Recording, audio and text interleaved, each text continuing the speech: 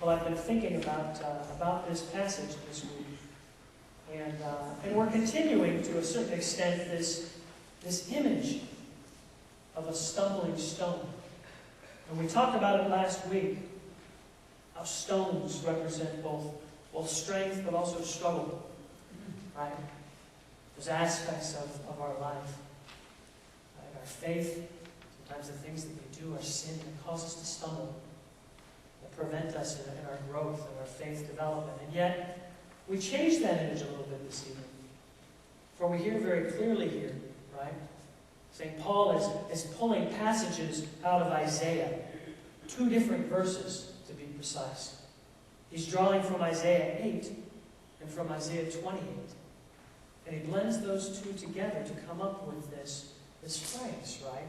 As it is written, "See, I lay in Zion a stone that causes men to stumble, and a rock that causes them to fall." That's the first part that comes from Isaiah 8. And that changes it, right? Because when we talk about a stumbling stone, we're no longer talking about what we do, right? We're not talking about what we do that causes us to stumble. We're talking about now God placing a stumbling stone in our way. And we, on this side of the empty tomb, we would say that stumbling stone is Christ, is Jesus. That's very different, isn't it? I wonder how we understand that. How is Christ a stumbling stone for us? Now, there's a second part to what Paul is saying here, and that comes from Isaiah 28, right? Certainly a stone that causes men to stumble, but also one that, if they build upon it, those who believe in it will not be put to shame. So we have this image of a stumbling stone. And so I'm thinking about this, and in some of my readings and in some of my reflections, I came across sort of a depiction of this. And we have this image of a lawn, right? Maybe some worn-out grass. It's gotten a little brown. Maybe it's the end of summer. Maybe a rough ground. And we picture someone walking across it. They've got some nice shoes, a good pair of loafers. And they're walking across it, and there's a stone, a good-sized stone in the middle of that yard, in the middle of that lawn.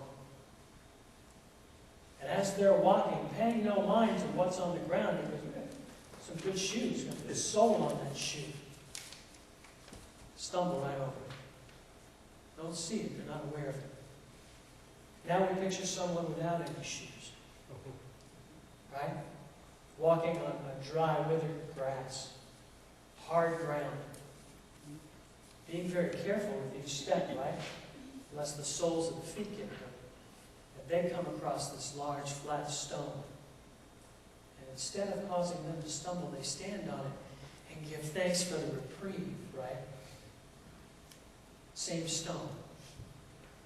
So you will notice on your tables this evening, I had a different question for you, didn't I? Each week I've set these out with the pictures of stones on.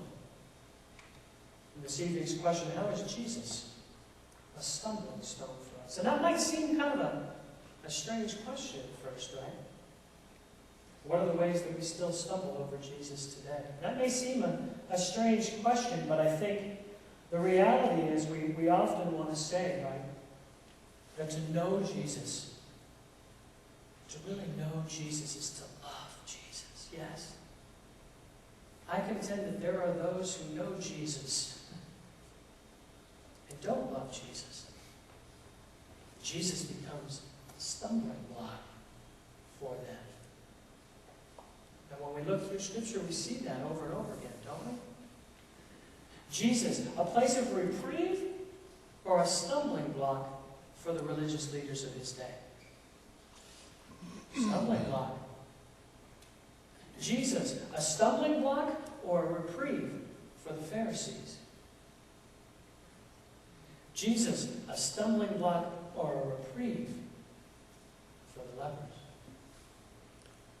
Jesus, a stumbling block or a reprieve for the woman in the well?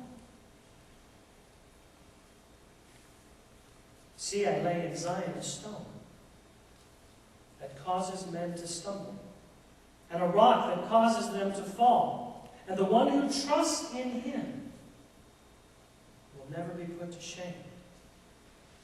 I was thinking about how we held on to those rocks so tightly last week. We talked about how after a while, after sitting there in meditation, our hands started to cramp, right? We started to look at that rock as I'd really like to let go of that rock. It feels good to let that thing which causes me to stumble, that thing that prevents me, right, from moving forward in my faith, to let go. And then this evening, I walked in. As we're thinking about rocks as things that cause us to stumble, Bill Esvedo says, I've got a rock to show you. And he holds it up and he shows it to me. Boy, I see that rock very different, don't I? There's a rock that, boy, just screams, pick me up and hold me, doesn't it? This might not be one that you want to let go.